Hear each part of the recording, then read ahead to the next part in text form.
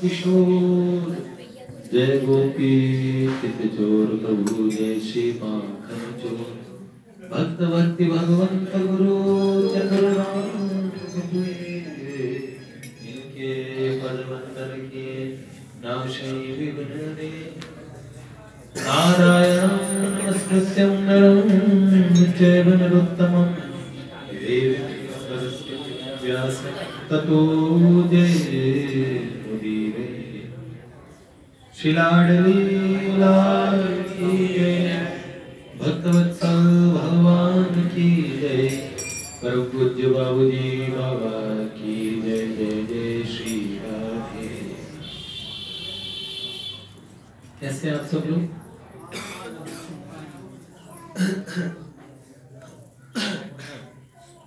मौसम बहुत अलग सा चल रहा है, जुकाम बुखार वाला है बीच में चारों तरफ बता रहे हैं। बुजुर्ग इस समय गिरधर प्रभु हैं।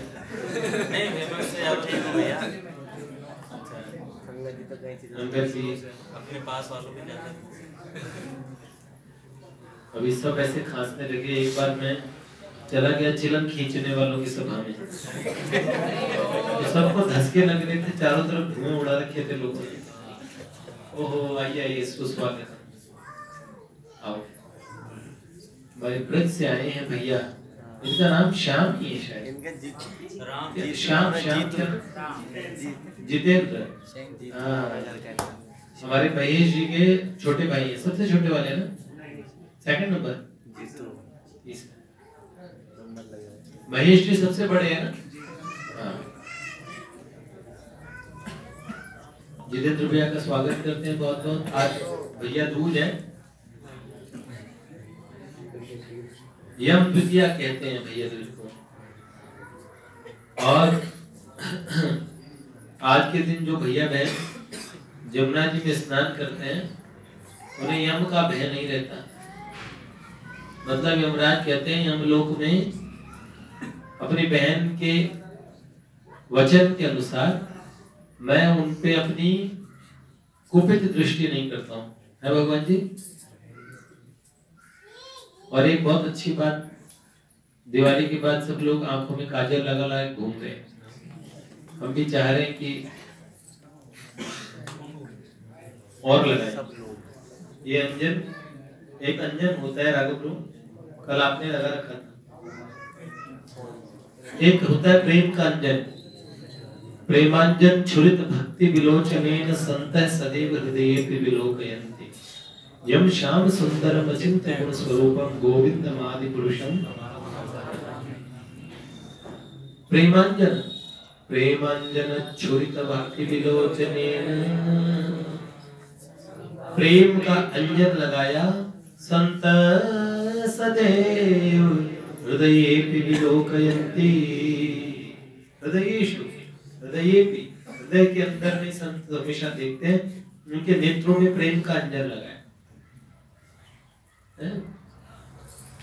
तो हम चाहते हैं कि दीपावली के बाद पहले दीपोत्सव हुआ, प्रकाश प्रकाश हो गया, और फिर आपकी आंखों में प्रेम का अंजन लग गया, और उसके बाद में आप इनको देखने लगे। बस जिधर देखूं उधर दिखती झलक घर श्याम प्यारे की झलक, श्याम प्यारे की जगोच है रोशनी जग में, उसी दिल पर हमारी जो कुछ है रोशनी जग में, उसी दिल पर। तो आप सब लोग भी तैयार हो जाइए, लगा लीजिए कजरा मोहब्बत वाला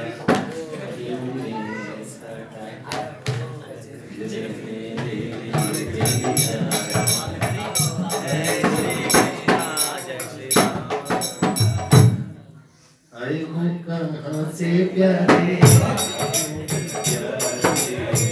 दिल्ली है का सारा मीना बजा।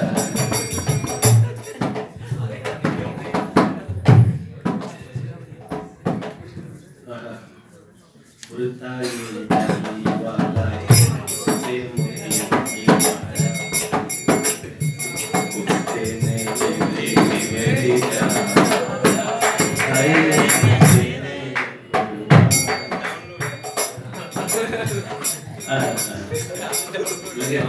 लगे रहो, कुछ तो करना है। देखो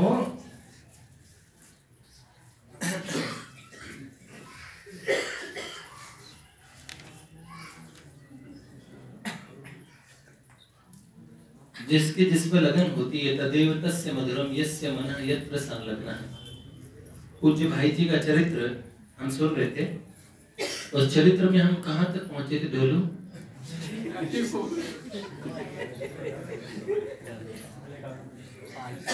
हाँ?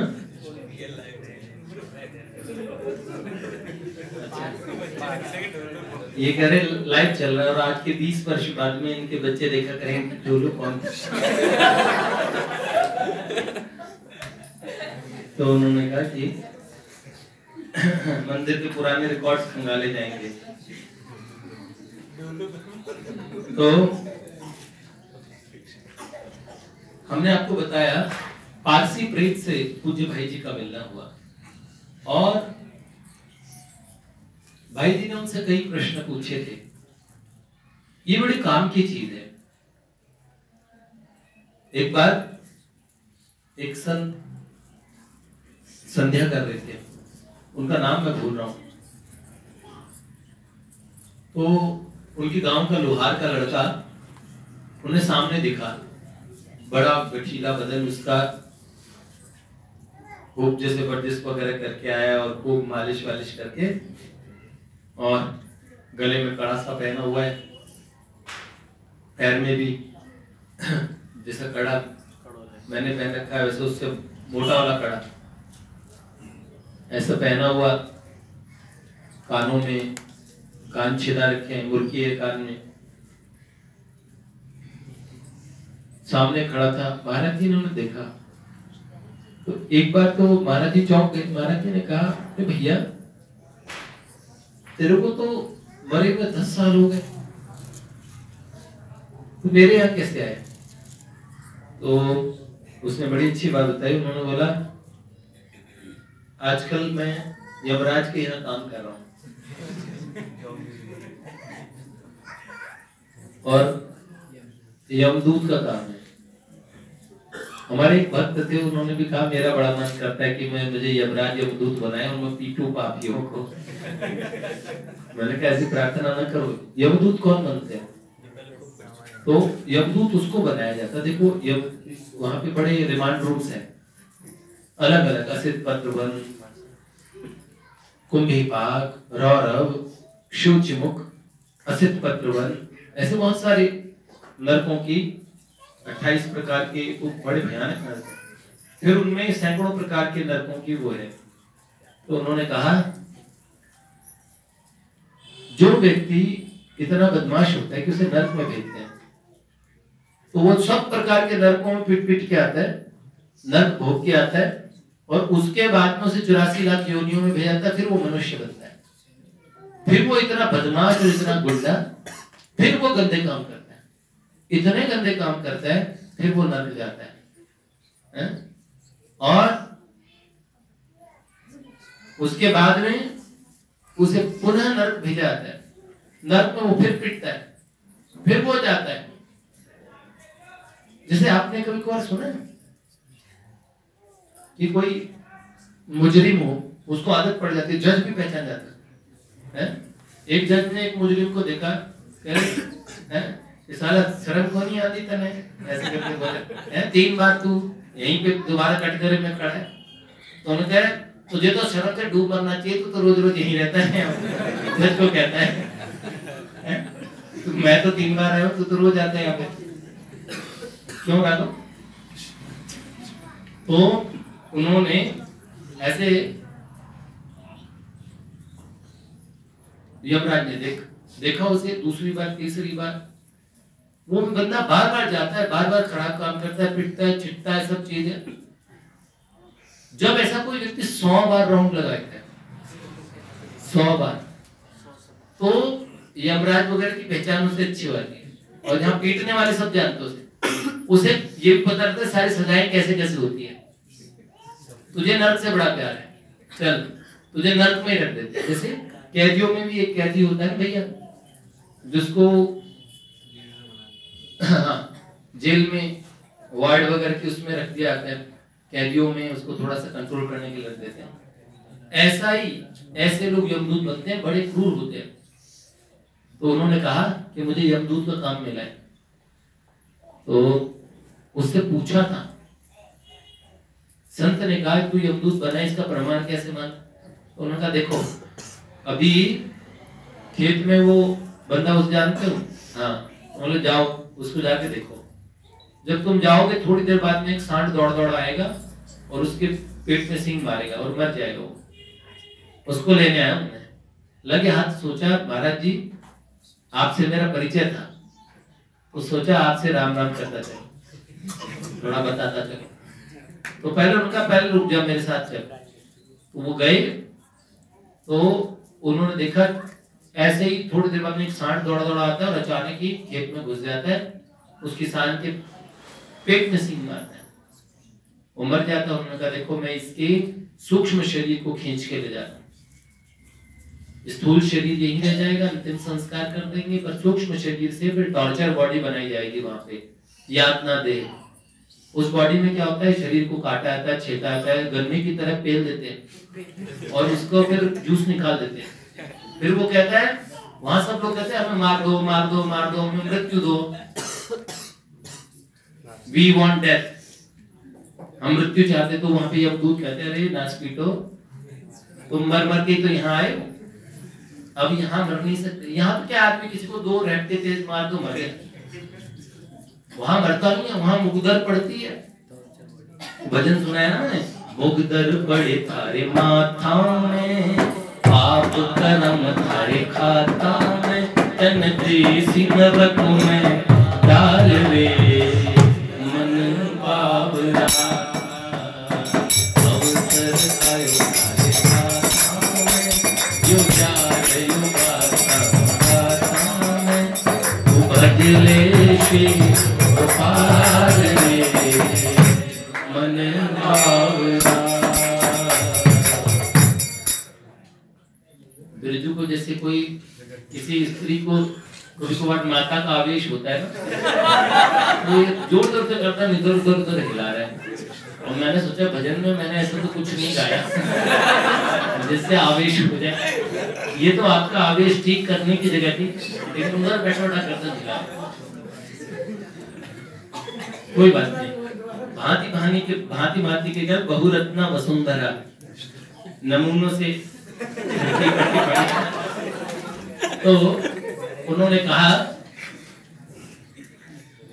फिर उससे पूछा देखो भैया जाते जाते बताओ कि नर्क में कौन कौन लोग जाते हैं। तो उसने बड़ी अच्छी अच्छी बातें बताई। उसने बताया कि जो उटपटांग खाते हैं सबसे पहले तो उन्हें नर्क मिलता है।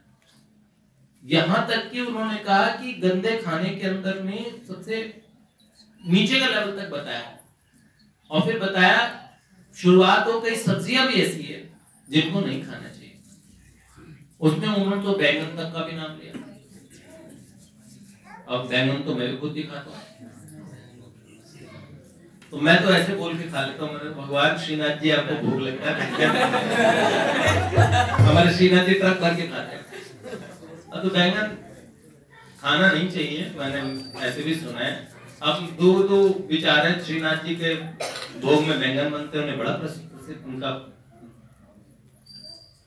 हमने तो एक बार ऐसा भी किया कि एकादशी के दिन चावल खाए, एकादशी का किसी हमें खिला दिया, करे जगन्नाथपुरी में एकादशी जी को बांध रखा है, जगन्नाथ जी का तो भोग यही लगता, फिर हमें जगन्नाथ जी का प्रसाद खाया हमने एकादशी के दिन। अब बताओ,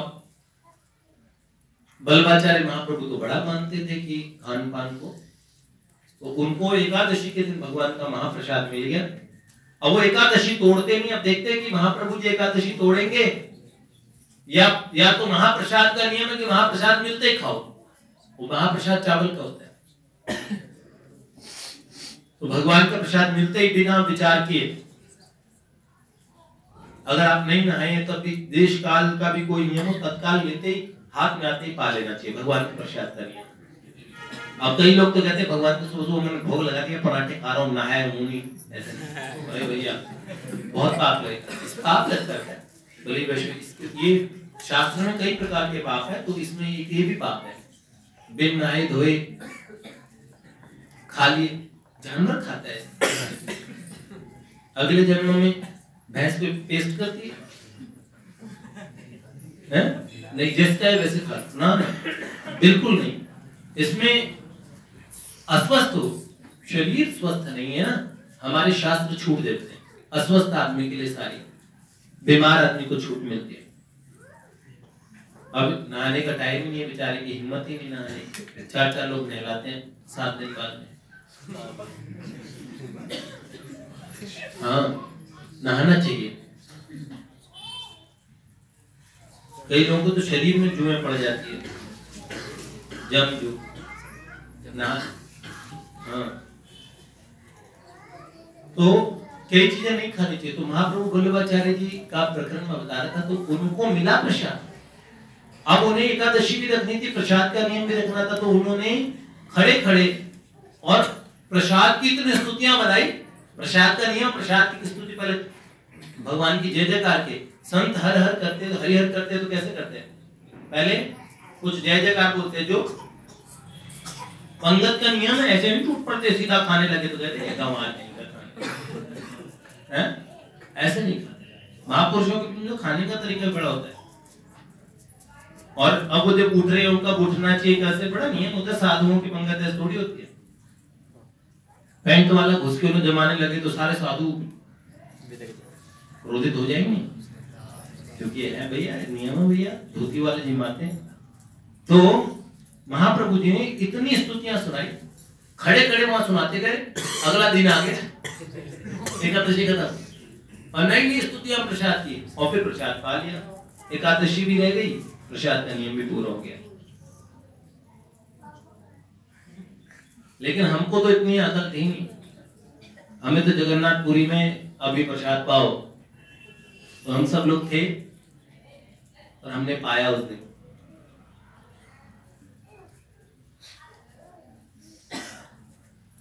कई चीजें बताई उस प्रेत ने, ऐसे पारसी प्रेत ने जो पारसी धर्म के थे, पूज्य बाबू जी को बताया कितनी चीजें जू चौपाटी पे। तो उससे भाई जी ने पूछा था क्या नरक सच में होते? अब लोग कहते ना अपने मरे बिना तो स्वर्ग दिखता नहीं है। अब उस प्रेत ने बहुत बातें बताई और उन्होंने कहा किसी से बैर रख के नहीं मरना चाहिए, और उसकी बड़ी दुर्गति होती है। किसी का धन नहीं हड़पना चाहिए। कई लोग कर्जा ही लेके रखे हैं, नहीं, कर्ज वाले आदमी की मुक्ति नहीं होती है। दूसरे का माल लौटाओ, और गरीब का धन हरण करना, किसी गरीब की आत्मा को, ब्राह्मण का धन हरण करना बड़ी गलत बात है। इसका मतलब अमीर का लूट लो, ये नहीं है। अब मैं कुछ कह रहा हूं तो उसका दूसरा मतलब आप निकाल लें, ऐसा है। तो अमीर का धन भी नहीं लूटना चाहिए। मतलब गरीब का कहने से मतलब ये तो आपसे एक न्यूनतम बात कही जा रही है, थोड़ा होना चाहिए, मत पसीना चाहिए गरीब बेचारा, है ना। और व्याभिचारी की बड़ी दुर्गति होती है, जो व्याभिचार करता है उसकी बड़ी दुर्गति होती है। और माता पिता और गुरु का अपमान करने वाले की बड़ी दुर्गति होती है, बहुत दुर्गति। देखो, और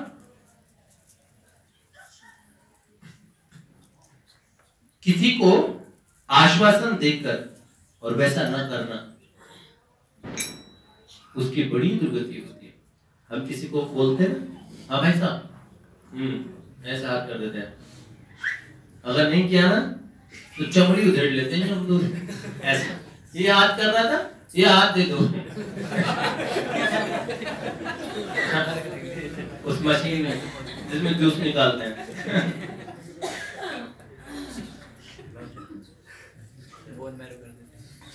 जो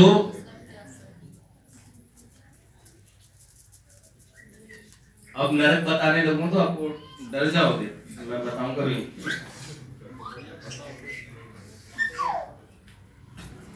मेरी एक बहन आई है पुलिस में, अभी बैठी हुई सुन रही है, मुझे पता है नर्क लोग तो पुलिस में भी होता है। ये बात है। हाँ, तो पुलिस वालों ने भी तो निकाल रखे, तुम्हारे तो पापा पुलिस में पता होगा, इंडिया के पापा भी घर में भी अनुभव कराओ तो पता होता है धरती पे भी नर्क है? और ये भी बताया उस प्रेत ने, प्रेत लोक में बड़े सद्भावना युक्त प्रेत भी होते हैं और कई दुर्भावना युक्त है। सारे लोग खराब नहीं होते, प्रेत भी सारे खराब नहीं होते। जिस भावना को लेकर मरे होते, कई बड़े दुष्ट होते हैं, चैन से रहने नहीं देते किसी को, है ना? कई भूत बड़े चिमड़ते हैं ना, किसी को चिमड़ते रहते हैं, उसमें आ गया तुम घुस गया, तुम घुस गया, और फिर उन्हें निकालना पड़ता है जबरदस्ती। मेहंदीपुर में बड़े बुरे तरीके से निकालते हैं, और अच्छे प्रेतों को कुछ दिन रखने के बाद में पितृ लोग भेज देते हैं। अच्छे लोग अपने अच्छे लोगों को और प्रेत लोक में नहीं रखते, उन्हें पितृ लोक में भेज देते हैं।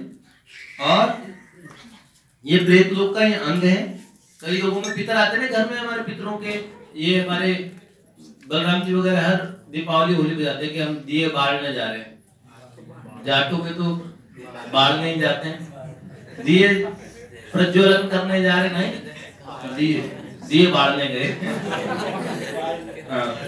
जैसे वो बूढ़ी जाटनी ऐसे कहती है कि आओ गुरुजी थारा खुर पूजो, गुरुजी आपके खुर पूज दो, तो अरे बावली ये नहीं कहते, खुर पूजना थोड़ी बोलते हैं। आओ गुरुदेव आपके चरणार विंदन का पूजन करूं, तो उनका आओ गुरुदेव आपके चरणार मुंह से निकला ही नहीं, चरणार बिंदु पता नहीं क्या कर मुंह से निकला, या अरे आग लगे चरणार बिंदु में, जिनका नाम ही मुंह से नहीं निकलता। तो गुरु जी भी कांप गए, गुरु जी ने कहा नहीं, ये दिए बालने जाते हैं पितरों के। आप लोग भी दीप प्रज्वलित करते होंगे, है ना, दक्षिण दिशा की तरफ। और कई लोगों में ऐसे हैं कि उन्हें पिछला किए का भजन का स्मरण रहता है, तो प्रेत लोक में माला फेर रहे होते हैं। बताओ, हाँ,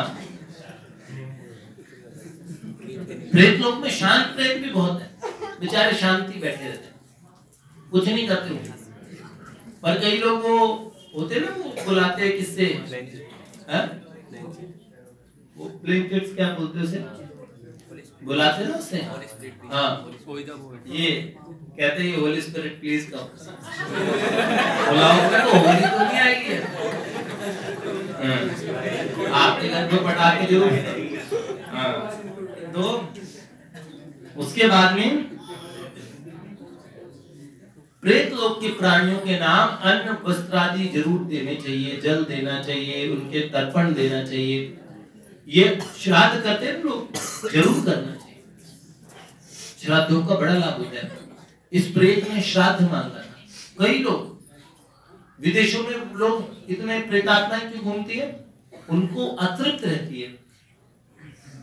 हमारे देश में ना, हमारे शमशानों में बहुत कम मिलेगी, हमारे यहाँ सिस्टम के हिसाब से चलते हैं। कई लोग अपने मरने की क्रिया विदेशों में बुक करा रहे हैं कि कोई इतने हमारे यहाँ दिया जलेगा। पर प्रोफेशनल लोग, प्रोफेशनल श्रद्धा, श्राद्ध होता है श्रद्धा से।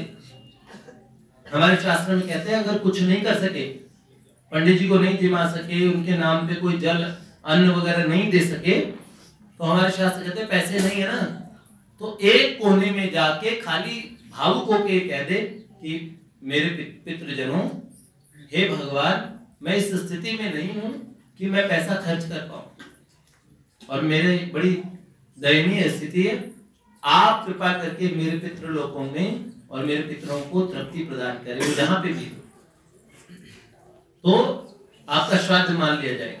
2 आंसू निकल गए अगर आपकी आंखों से कदाचित, तो इसको ये भगवान के यहाँ का विधान है भैया, और श्राद्ध, पिंडदान, गया श्राद्ध, भागवत पारायण, विष्णु सहस्त्रनाम इत्यादि करने चाहिए।